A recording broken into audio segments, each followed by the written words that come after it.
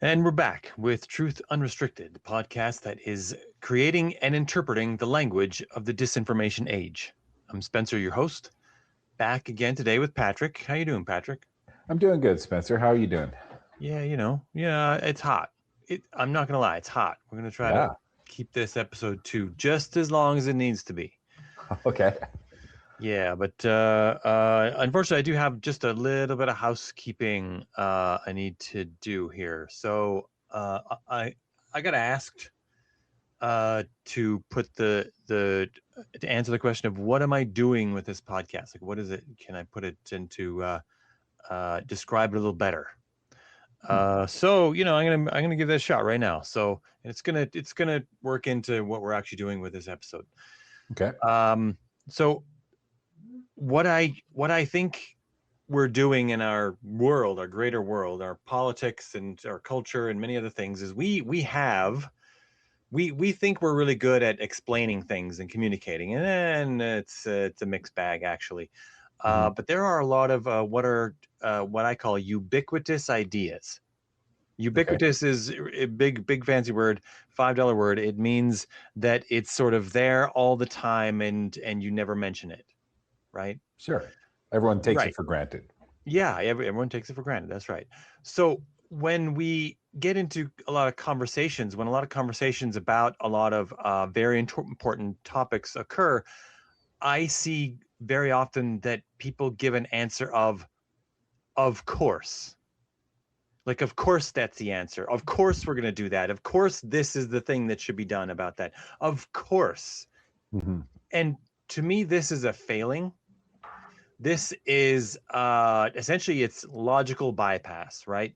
It's going to appeal to existing biases rather than attempting to define what those biases are and root them out. It says to the listener, whatever you think was right was the right answer. And this is, of course, an answer that a lot of politicians like This because is, they of want to course, give, an answer. yes, of course, as an answer. Like, and there's comes in a couple different forms, right? But Okay. you'll see it around. You'll see people say, "Of course, that's the right answer." And I don't want to pick one particular issue out, but of course that's true. Of Hmm. course it's right that all those terrible things have to happen. Of course this Hmm. is right. And that's what it's doing. It's giving the people who listen to that answer the reason to put their own answer in place of that. It's sort of like a blank check for their ideas and their biases and everything else, which is why we say about some very terrible sets of ideas about politicians is it weaponizes very bad ideas and very bad biases, right? Because this is happening more and more often where people just say, well, of course that's true. Of course. So my thought is that maybe we should um, try to not be so sort of sloppy with our thinking and our communication and attempt to not just say, of course, but actually answer the question of what these things really mean. What is the answer that is meant instead of it, of course? But then, in addition, try to understand what other people mean when they say, of course. Hmm. Because I mean, other forms of course is, oh well, that's common sense. That's just common sense. But no one ever tries to define what common sense is. That's the same as saying, of course, that's true, right? Hmm. So that's what we're gonna do today. Today's episode is about ethnonationalism. It's another big $5 word. It's actually portmanteau of two words. Super portmanteau is also another $5 word. I have an aunt who doesn't like when I use big words, so I'm going to use all these big words just to annoy her. Um, yeah. So, any thoughts so far, Patrick? Yeah. Thinking about, of course, Yeah. as a tool that someone may use in their speech, especially if it's for something persuasive, I think is one of those things where the speaker is getting the listener to lean in because Mm. they're making this presumption. And you Presumption of either have, agreement, right? yeah, yeah. And Yeah. that presumption of agreement is what then allows them to carry on. Only now the idea goes on a little further because they're acting like it's a foundation. So Right. you'll have two different scenarios. One would be the intimate conversation where you and I are having a conversation, Mhm. and you're telling me something, and then you say, "Of course, such and such," and I, as the listener, would have that responsibility to either the good faith of trying to have the best conversation, or at least abiding by my voice if I did not feel that that of course was something that stood self-evident, right? But then you have that absolute lack of being able to, for the listener to use and articulate their voice and to seize that moment and say, hold on, that's not of course, when you have somebody speaking to a broader audience, Mhm. right? So I Yeah. think that that's where, if I want to say that to you in conversation, I don't think that's a foul, because I would hope that you have the agency and you're self-possessed enough to say, hold on a second, that's not of course. But if it is of course, then we've saved a bunch of time by Right. relying on the consensus assumption, right? But yeah, I Right, think it's but I something that think that I'm going to try to not use it as a term. It is sort of a turn of phrase that we use to carry into a sentence kind of thing as a response. So it has that meaning as well. Mhm. I'm going to try to not use it. Good, we'll see how well that goes. I've also tried to not use the word thing as much. I think I've succeeded at reducing the number of times I use the word thing Go on. when I'm on the podcast and trying to explain something that's a little more technical, and then use a generic term like thing, this thing over here. Okay. Well, but I don't know if I've could completely, scoured all instances of it, because I'm not perfect. But it is a drive. It is an effort to be more precise with what I'm thinking, what I'm expressing, and it's also an ask for other people to, it's a laying the gauntlet down, or laying the challenge down to, like, also other people maybe live up to this same standard that maybe we set here. Mhm. That's part of this. And I would hope So anybody listening, if they yeah, felt like you were using the term thing, but you were glossing over something that should have had more attention, that's when you as a yeah, listener need to write in and say, yeah. oh, I Stick it to challenge me. this assumption, or at least Yeah. elaborate, right? And You then that would missed be, this. You screwed this up. You yeah. you didn't do this very well. Yeah. Absolutely. And the place to do that is truthunrestricted@gmail.com. Yeah. So we're gonna get on with ethno-nationalism today because I am cooking in this little room with the door closed. Um, so I did a bunch of looking into this and reading about it and thinking about it a lot, and I discovered actually that I can't explain ethno-nationalism and get into this without explaining another term first. Okay. Yeah, it's a whole thing. So This is all new to me. that term that we're going to explain first is collective identity. Okay. Right. So, I wasn't there, Patrick, but I'm certain it's true that you were once a baby, and you were slowly gaining sort of awareness and sentience. You were self-awareness at first. At some point in your, toddlerhood, you came aware that you were a unique individual person, and that was sort of the first layer. And then after that, you became aware. After you knew about yourself, you became aware that other people around you existed, and they were actually people that you interacted with. And that was sort of like this beginning of yourself, your identity, and your first as an individual, and then later as not just an individual, but an individual that interacts with other people, Mhm. and that the other people are not you, but they are connected to you. They're sort of part of you. And that was sort of your first introduction to being part of a collective identity, was like your family, the people Mhm. raising you, right? Mhm. Um, and this is true for everyone, generally speaking, except for, Picos Bill, who's raised by wolves, right? But I guess he still did. He felt that the wolves were part of his collective identity. So I guess it's still true. Babies raised by wolves The feel that the wild boy wolves of are part of Aveyron. their Yeah. collective identity. Yeah. Um, so for our ancestors, this collective identity, sociological term, but all of the human sciences, social sciences get involved here. In the far, we feel, science feels that we're not able to sustain collective identity that's very large without communication technologies.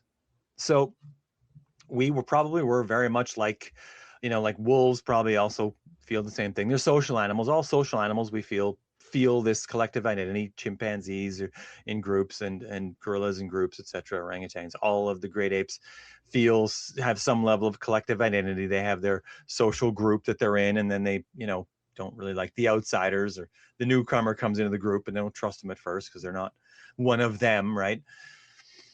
So as humans and our ancient ancestors developed technology, first we came up with spoken language. This is a big deal, great big deal.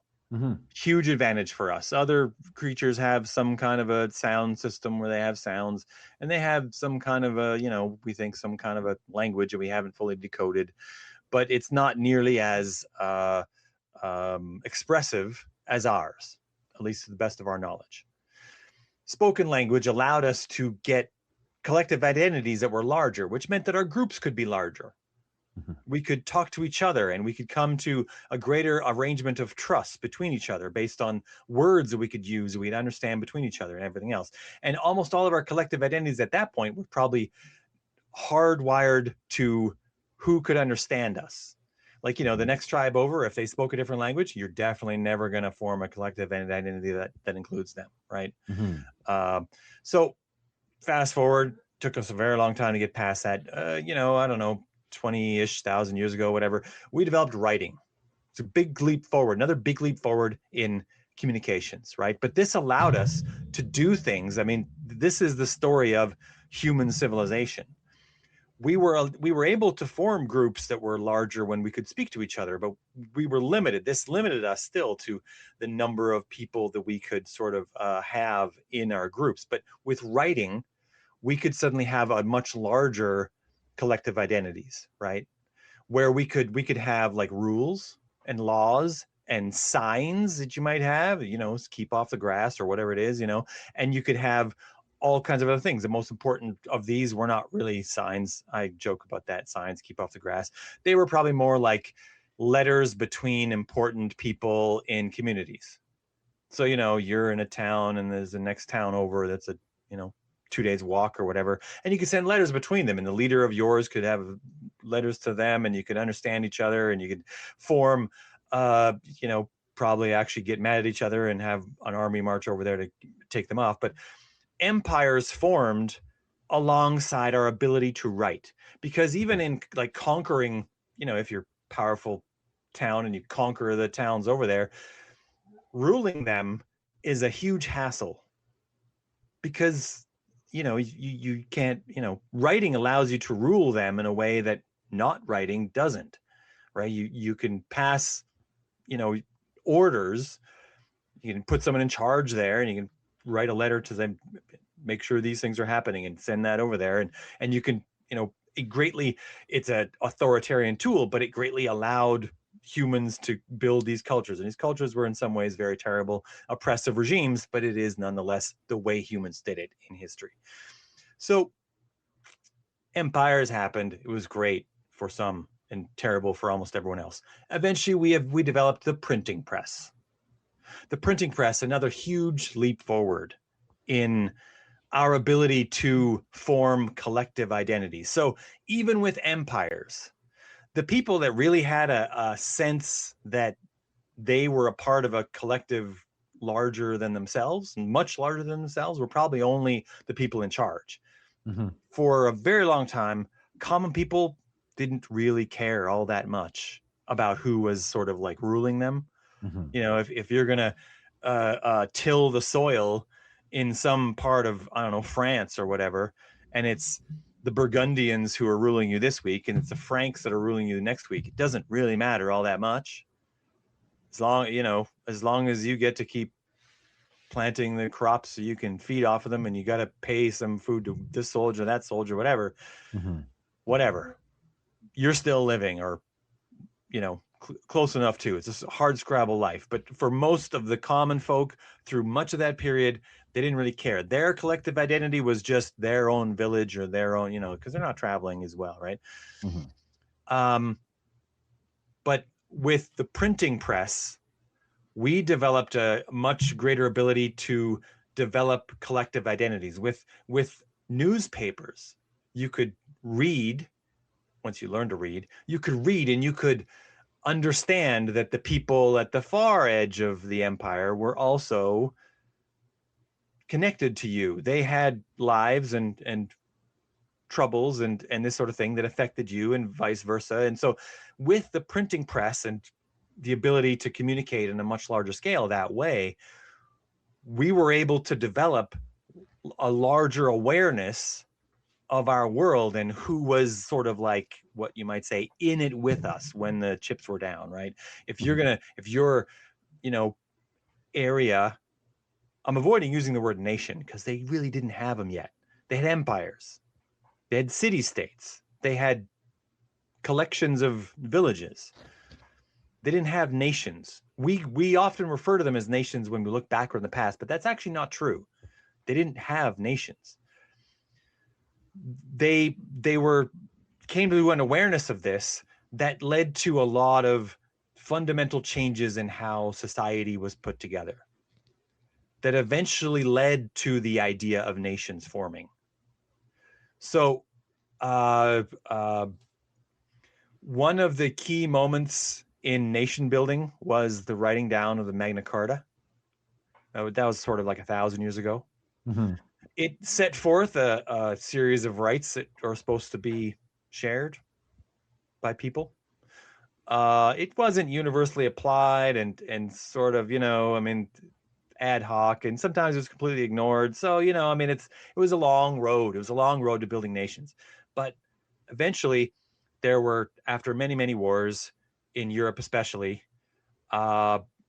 they had one called the 30 Years' War. And at the end of that one was what was called the Peace of Westphalia. And in this carried some ideas that are said to be foundational for what came to be the ideas that formed nations. So one of these was an agreement between like common folk and the aristocrat, like the nobility, of how they would interact, what rules the nobility would not place upon people. And one of those was that the people could practice any religion they wanted. It didn't have to be the same religion as the lord who ruled over them. This is a wild idea that no one had ever really kind of thought of. Everyone just thought, okay, we have that lord is whatever, he's a certain denomination of Christianity, I don't know, whatever it is, Protestant or whatever. That's a Protestant region because that lord is Protestant, and all the people there must be Protestant, right? Because they're all, but some of them are like, no, we want to be Catholic or whatever the other thing, flavor was. And so the lord would be like, no, you have to be this one because that's me, and I'm the one who has all the weapons. And this was part of the layers of conflict that were going on in a lot of these parts of the world. But the commoners only got the backbone to even think that they could impose these sorts of rules and demand them because they were getting a larger sense of who else around them was also mad about these things. If every single one of them in their every little village only thought, oh, it's only our village that's mad about this, we'll never have enough power to tell the Lord that we don't want this. Every single one of them, as they had for many generations, would just accept the condition. But they were getting a larger collective identity about their world. And in doing so, this led to fundamental changes in their relationship with the people who were ruling over them. And this was about 1650-ish, I think. This led to more ideas, and these led to what are now nations. So we'll stop in there, check in with you, Patrick. How is this set of ideas setting in? Is collective identity an idea that you have some chance of understanding now? Yeah. I think Yeah. it's important. I mean, what you said rings true to me, especially where you kind of walk through the steps. And Right. I think about, the fact that verbal language, to be able to create that collective identity, verbal language allowed us to communicate beyond the person we were communicating to in that moment, because that person could carry our words or will to Right. another person. And so that's where you see the first instance of reach, right? Where the communication now expands to encompass the people that understand it. And then you have the written language, as you said, where it takes it from active dynamic communication to passive persistent communication. So a person could write that letter, and now the reach is as far as that letter goes, and it also adds that fixed rigidity where the contents of the letter don't change, Yeah, right? And you're the sure printing, that the messenger isn't going to screw up your message. Yeah, yeah. And so right. at that point, when we're carving stuff in clay tablets, the labor cost, material cost Yeah, to create these writings means that only the elite caste or the decision makers are even participating in this. The regular, peasantry are not. They're not going to encounter any of that. But the printing press, like you said, just represents a technological leap forward where the efficiency of that reach now means that the saturation in that zone of reach means that kind of now these ideas can fall into anyone's hands because the barrier, the cost of creating those yeah. ideas is so low. And then, of course, you can carry it Teaching forward to everyone to modern. read was never an idea that caught on until the printing press as well, right? It Mhm. would be immensely costly to teach everyone inside any given empire how to read, and so they only got select people would learn how to read, and that was it, right? Well, it also created the first surplus of these writing materials, because the printing press, when they're printing these things, it's not necessarily they're printing a book for this person and a book for this person. They're like, Yeah, let's yeah. try and get these out there. So now you have written Would have a materials market for laying books. Yeah, around available, right? right. Where even if the people don't know them, somebody's going to be like, well, what are they looking at when they see that? And then you just kind of fast forward to modern times, and you have the internet where Well, the reach well, of yeah, I was going to everything is say global. we had a couple steps between the printing press and the internet, right? We had radio, and then Hmm. we had television. Yeah. These were big steps as well that led to still Sound, assisted in images. like nation forming. Yeah. Yeah. Yeah. Uh, but which is this collection of technologies explains why more or less every part of the world that has people in it is a nation now. Hmm. And sort of then looking backward, why so many people who don't understand history sort of think that there's always been nations, because they don't understand this link between the communication technology and the ability to see yourself as being A member. similar enough with people from a far ways away and still part Yeah. of you, right? Yeah. Yeah. Yeah. So let's get into this. So ethno-nationalism, as I said, is a portmanteau. It's two words smushed into one: ethnicity and nationalism. So what is an ethnicity is the first question, right? I got this from dictionary.com. I got it from there because it's brief, not like the Wikipedia article, which is lengthy. I'm not here to read Wikipedia articles. I think they're fine-ish. But I think I'll read this definition real quick, and then I'll tell you what I think is wrong with it. From dictionary.com, an ethnicity is an ethnic group, a social group that shares a common and distinctive culture, religion, language, or the like. Um, yeah, generally speaking, this is true. However, I'll add that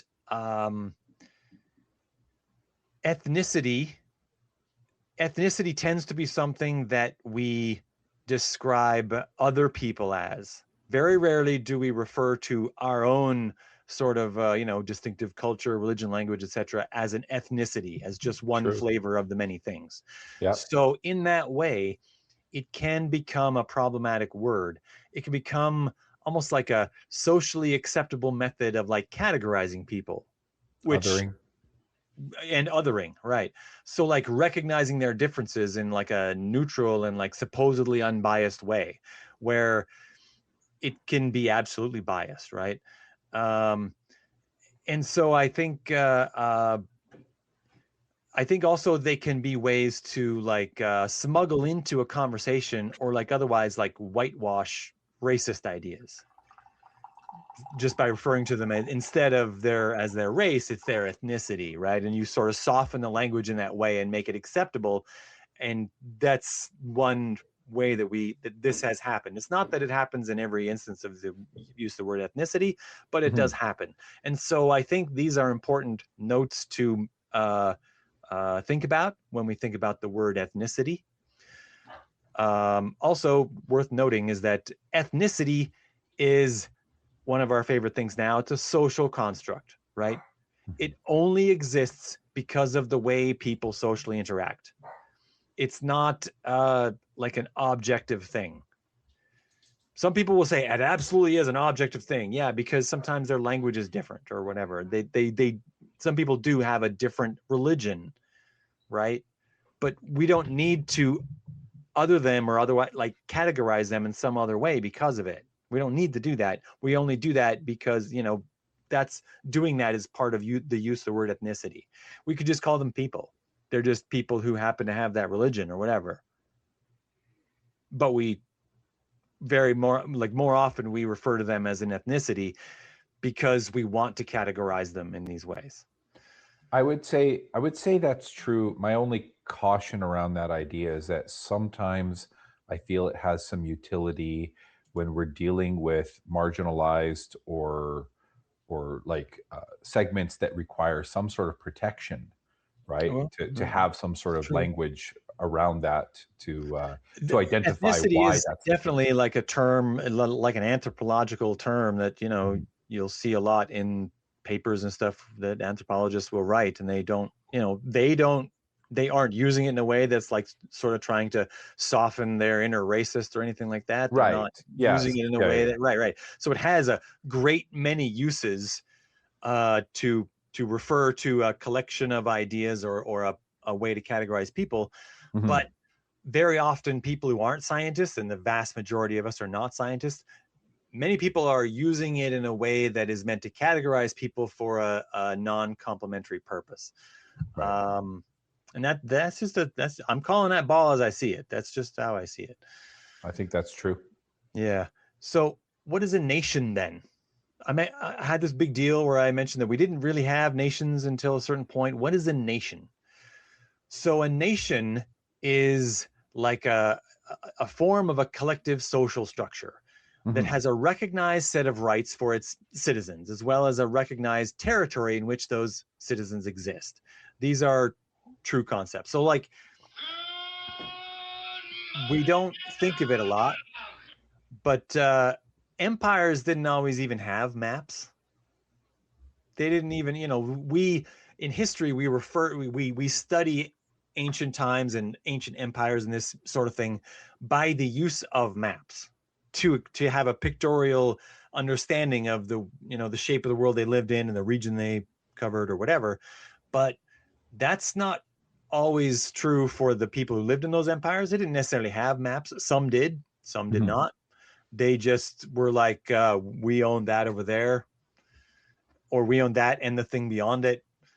You carry down this road, everything this road leads to is ours.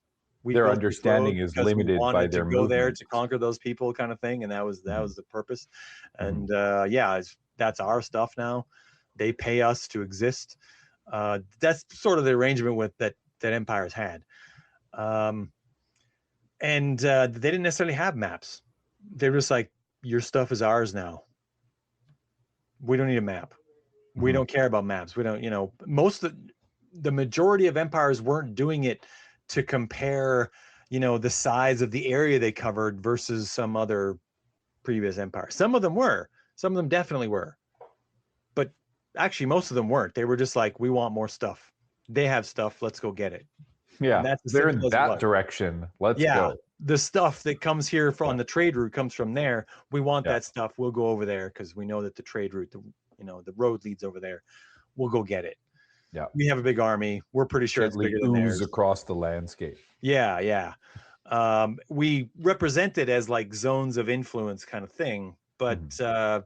they didn't really have borders in the same way that we have borders now. Right. Because we have We were able to make all these maps because of the printing press, and we're able to have a UN, which is another sort of a level of collective identity where we can recognize that our nations, each of our nation, the nation that we live in, is represented in there. There's a couple nations that aren't represented. We're not going to go into that today.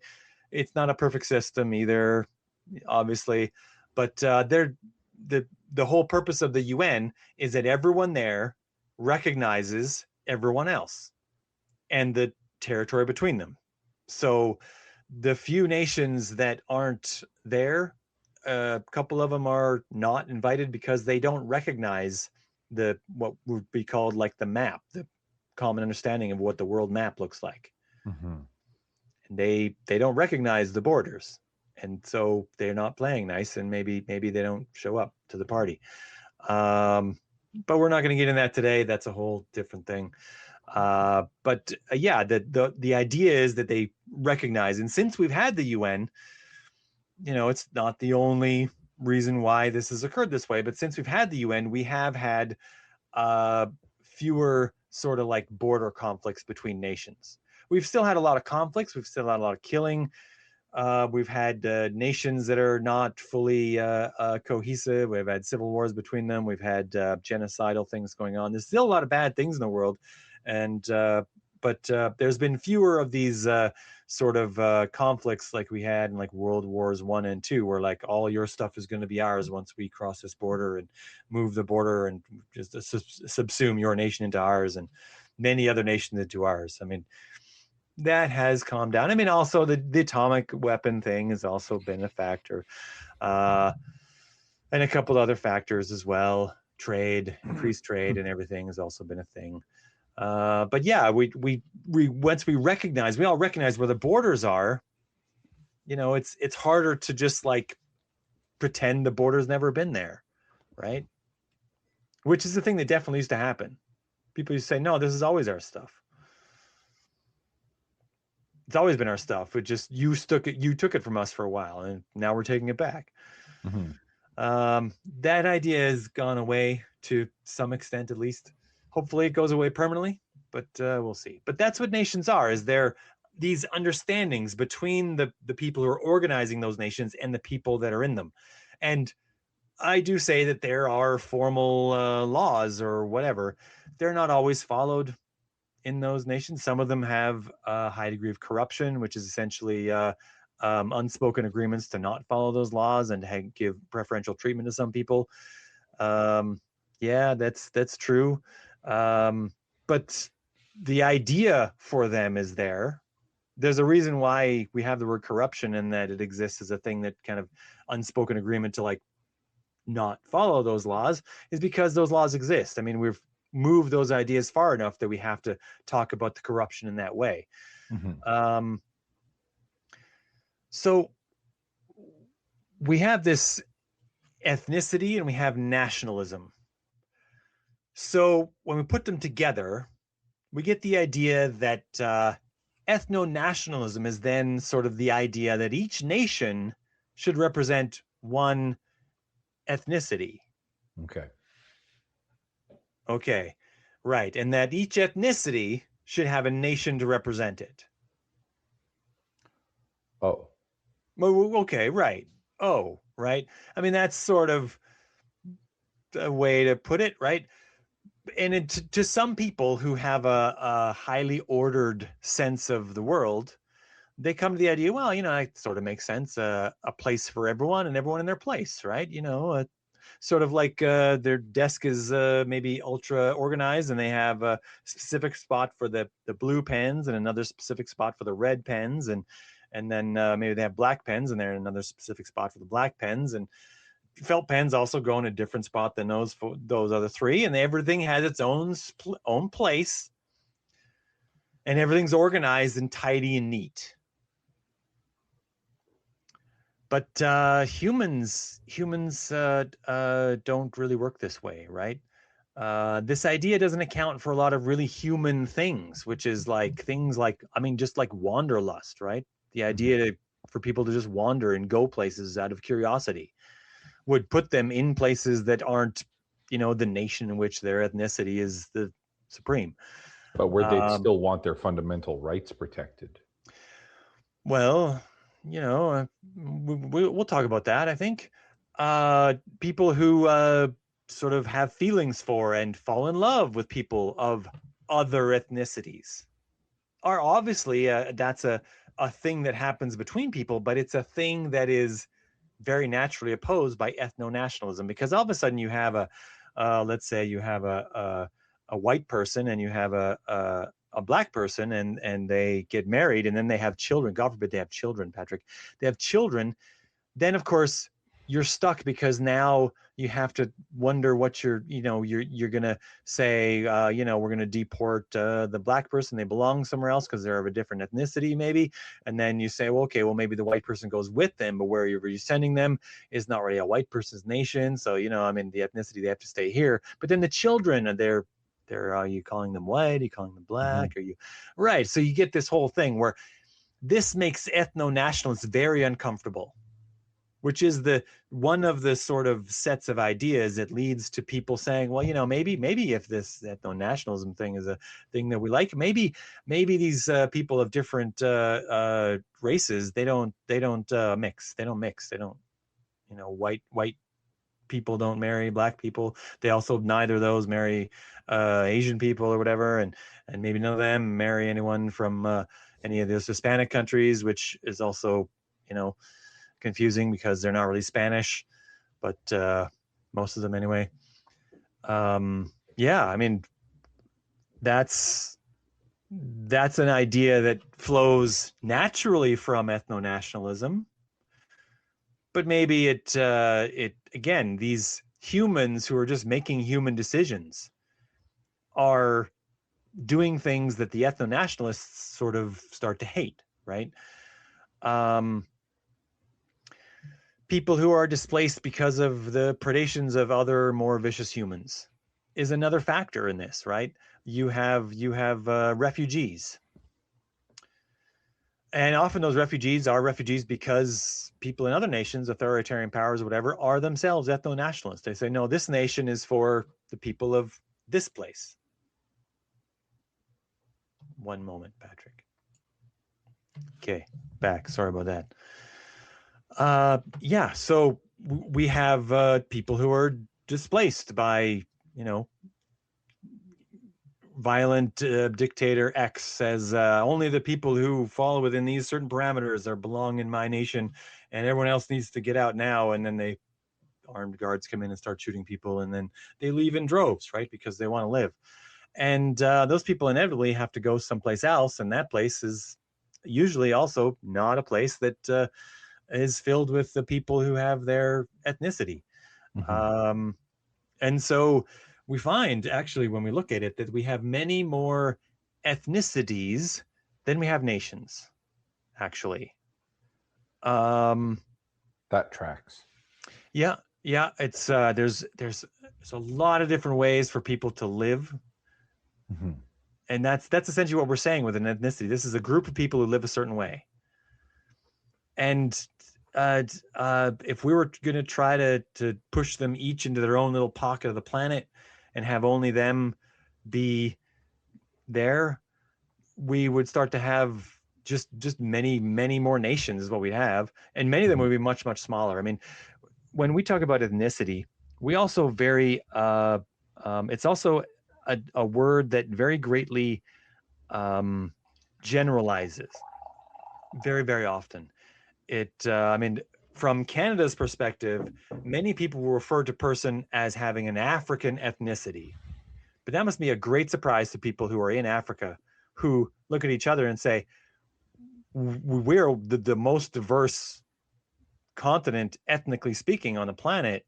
What are you talking about? There's tens of thousands, at least, of ethnicities in Africa. Maybe there's hundreds of thousands. I'm not even sure. I'm not an anthropologist, but there are at least many tens of thousands there. They don't see themselves as just being like one ethnicity. That's ridiculous, right? Or Mhm. even like three ethnicities or whatever. Uh, that's just blatantly false. We also do a lot of things like we'll say someone's like ethnically Chinese. China is not an ethnically monolithic country. it has many different ethnicities inside it. Any sufficiently large nation will. Also, many people refer to Canada as an ethnically sort of like white Western nation. That's also a great surprise and point of contention with all the Indigenous people here, who also aren't one ethnic group. Mhm. They didn't speak one language. Many of them didn't even know each other existed until we came across with all these other communication devices and tracked them all down and everything else. Yeah, this whole idea that each ethnicity should have only one nation and each nation should only have one ethnicity, it leads to all these other bad ideas. How am I doing so far? Am I making sense? Mhm. Yeah. Okay. Good. That's it. That's all you got. Is that? I don't know. I was just trying to think of like examples, and it's just like the first easiest one that comes to mind would be something like the Ku Klux Klan, right? Like Yeah. their idea of what a nation's supposed to look like or what they're fighting Right. against is very cut and dry, right? But Yeah. I it resonates what you say, because that's kind of why when you said, well, ethno-nationalism means that there should be a nation for, what was it, a nation for every an ethnicity for every nation.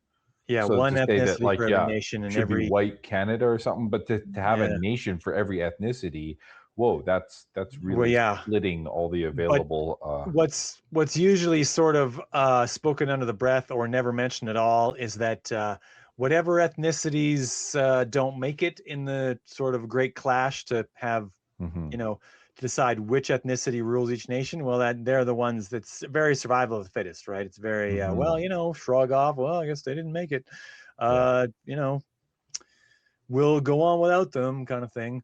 a way Uh, for the larger ethnicities to devour, to justify yeah, devouring the that's smaller ones. usually the another idea that comes forth with this is like um, another sort of idea that comes with this is that ethno-nationalists will come to an idea inside their minds that maybe it's not possible to like rid their own particular nation of all of the what might be called to them the non-preferred ethnicities. But what they do come to the conclusion of is that there can be only one ethnicity in charge. Mm, And yes. by that, then they can never allow one of the other ethnicities to be in charge, Mhm. which is where you get ideas like the Great Replacement Theory. I think we mentioned it once before. Do you remember mentioning, It's not ringing a bell, hearing about? sorry. Okay. The Great Replacement Theory is the idea that it's an idea in the United States, but it's also an idea in a few other places that uh, white people are going to be outnumbered eventually by people of other ethnicities, Mhm. and therefore white people will no longer be the primary political power in the United States, that they're being replaced. Hmm. It's in some circles it's extremely explicit. There was a you may have remembered there was a uh, an event called the Unite the Right rally in Charlottesville, Virginia in 2017, the first year of Trump's first term in office. And it was a lot of things happening there. There was sort of also in Charlottesville was sort of the rise and coming out party for the anti-fascists who knew about it and showed up in droves to tell them that they couldn't just march the streets unimpeded. Um, there were clashes. There was a white nationalist there who drove his car into a crowd of people and killed a woman. But the night before the rally, there was a group of white men who were all dressed very, very similarly, not quite identically, but very, very similarly. They were all carrying tiki torches and they were marching through the streets of Charlottesville, Virginia in the nighttime, chanting literally the Jews will not replace us. Mm.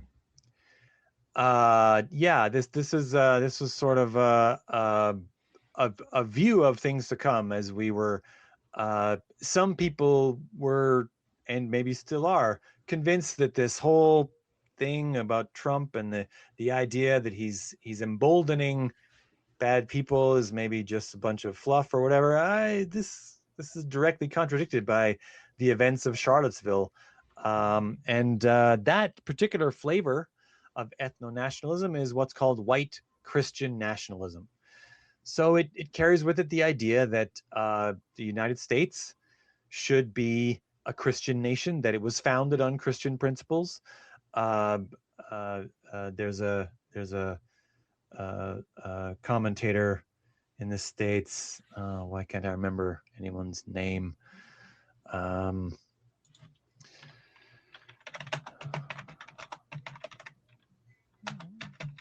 His name is Ben Shapiro. That's his name. I just had to look it up. Ben Shapiro. Ben Shapiro is a Jewish man who, in almost every respect, follows the list of white Christian nationalist talking points almost right down to the letter, except for the fact that he's Jewish. But he will modify the language that they say to suit his own thing, to wedge himself in there. He'll say that he won't say that it's that the United States was built on Christian values. He'll say they're Judeo-Christian values, which is to exclude any other contribution that was ever had. I mean, the Continental Congress, which was a fundamental part of the ideas that were put forward for the founding of the United States, included a large number of indigenous people. I believe there was the Huron and the Iroquois were both there. They were both invited. They both sent delegations, multiple people each, to this Continental Congress. Many of their ideas were included in a lot of the ideas of how the United States was shaped. The idea that indigenous people were just not included, and it's only Judeo-Christian values, is already an insult to many of those people. Also, the things that happened after it was founded, where they just sort of, the genocides and the pushing them off the land and everything else, that was also really bad for them. But that's also part of this idea that they felt that this land, the mass that they were meaning to occupy, was only for the white folk, right? Mm-hmm. The Christians. Yeah, only for the God-fearing. And that this, if I were going to say anything, I would say that maybe the United States was founded on ethno-nationalist principles, almost more than anything else. And a fair number of Canadians also follow this. They also nod along when you speak these words into form, and they think well, sure, there are some other people here, but obviously the white people are in charge, right? And we're going to still be in charge.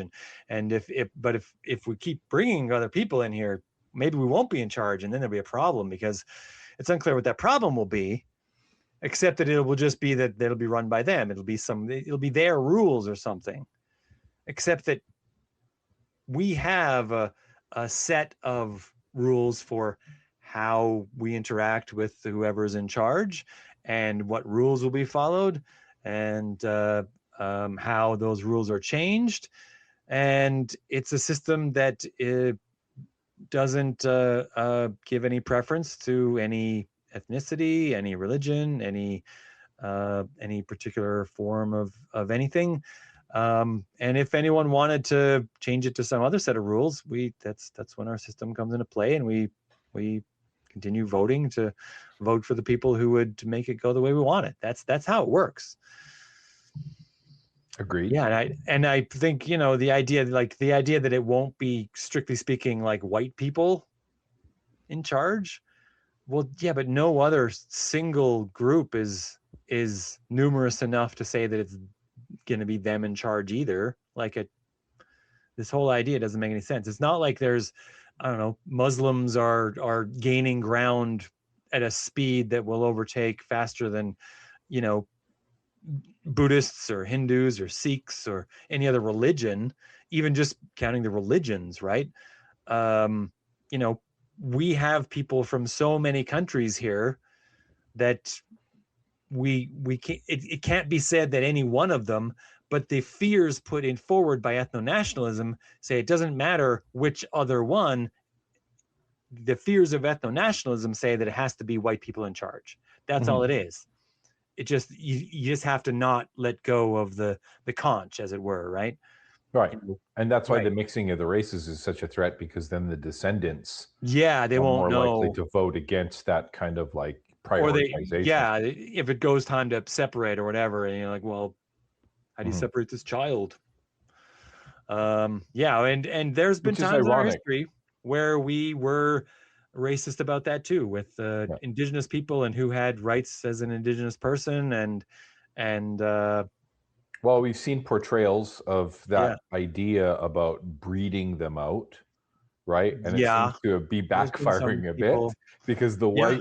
the white complexion, or what have you, the phenotype is not the stronger of any Well, two.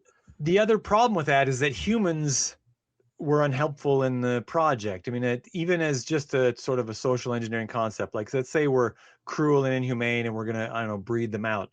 And we, you know, someone did give that order once upon a time. Mhm. However, once they had children and the children were half of one, half the other, they were still usually ostracized based on the unwanted half, and Mhm. therefore they identified more with the the parent that was from the ostracized culture, because they were pushed out in the same way. And so essentially you weren't breeding them out, they were breeding you out Mhm. by the fact that they were just identifying more with the other side. If they were Mhm. accepted, but humans weren't like that, they were racist to the extent where they weren't accepting them Mhm. by and large. So it was a plan that was foiled by the cruel reality of people, the way that people are just cruel to each other in that way. We get no points for it. It's just the way it happened. Um, Mhm. yeah. I don't know. There's not a lot of bright spots in this whole thing, other than to say that I think the set of ideas that are put forward that stem from like the seed of ethno-nationalism, there's not a lot of good points there. There's not a lot of bright, shiny things that we should point to as like, well, that one's a good idea, though. I don't see any in this. It's a Well, ethnicity is kind of the most primitive form of classification. Like, you're basically just going on what are the physical traits, or the kind of like yeah, common activities, like which is also worship or how it whatnot. generalizes a lot and also helps to become racist, like Yeah, we but do. Yeah. it doesn't address or bring things like values and principles into the conversation and say these should be the elements of assessment, right? And so it's, Yeah. as we leave Well, that behind, the ideal that we espouse is that everybody should be judged on the basis of who they are, who they choose to be.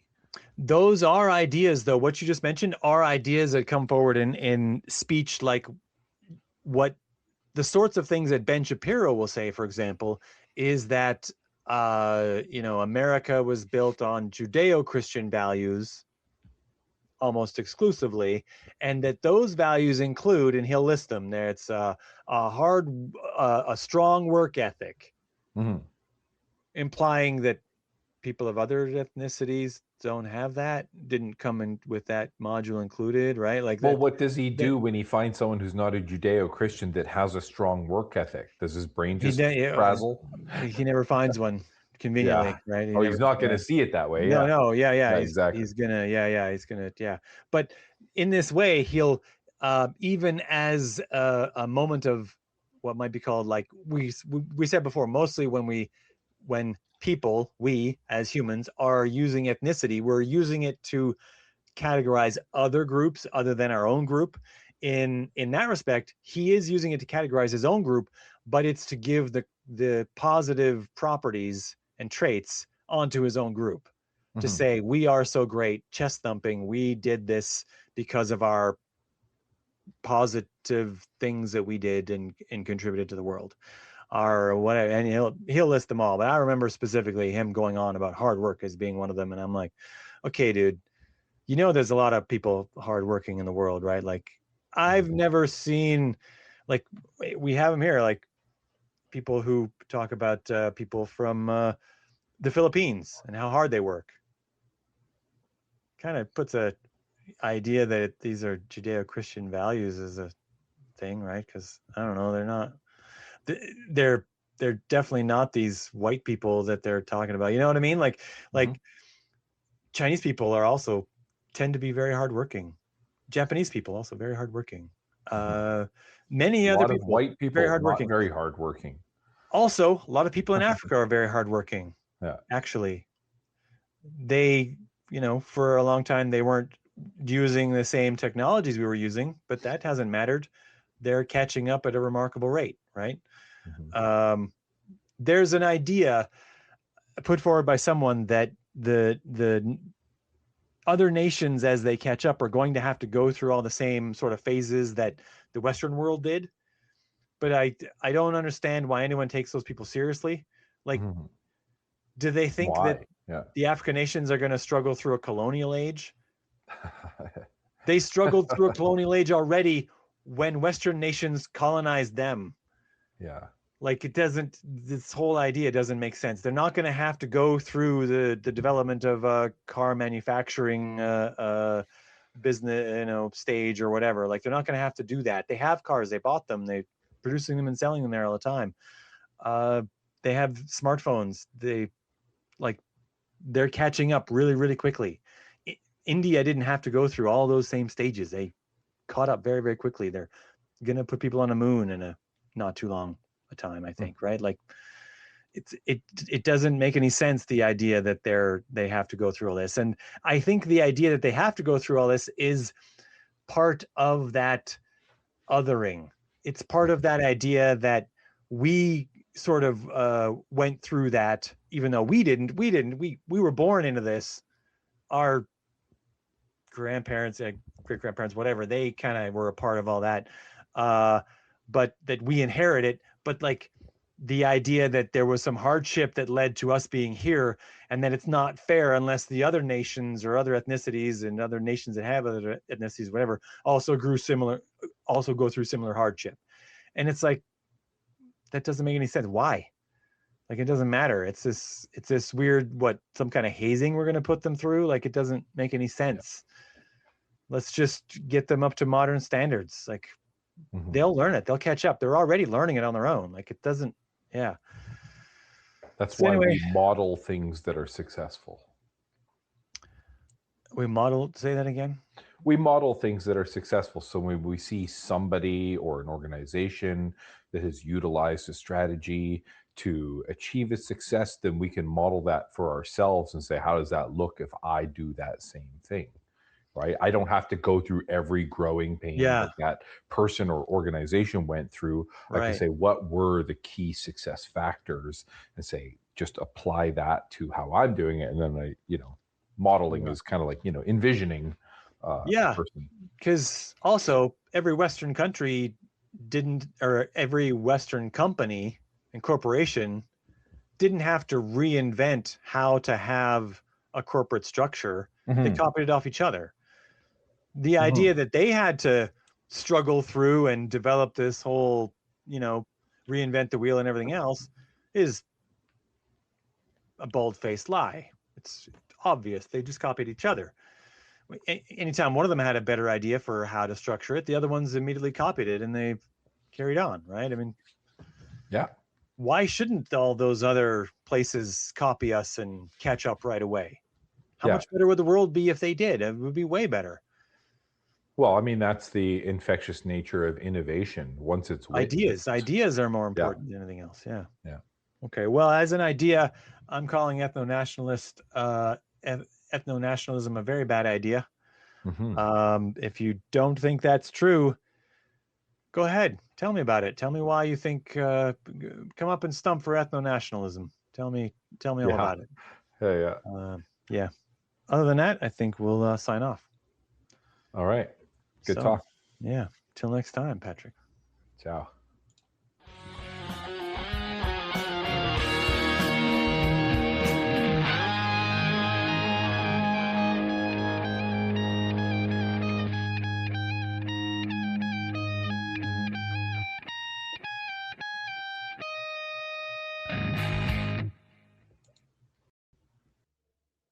Please remember to rate this podcast as often as possible to increase its reach. Due to the fact that rating algorithms are so incredibly rigged, only 5-star ratings are worth anything. All other numbers might as well be 0 stars. If it's not a 5-star rating, I would prefer none at all. Sorry, I didn't build the system.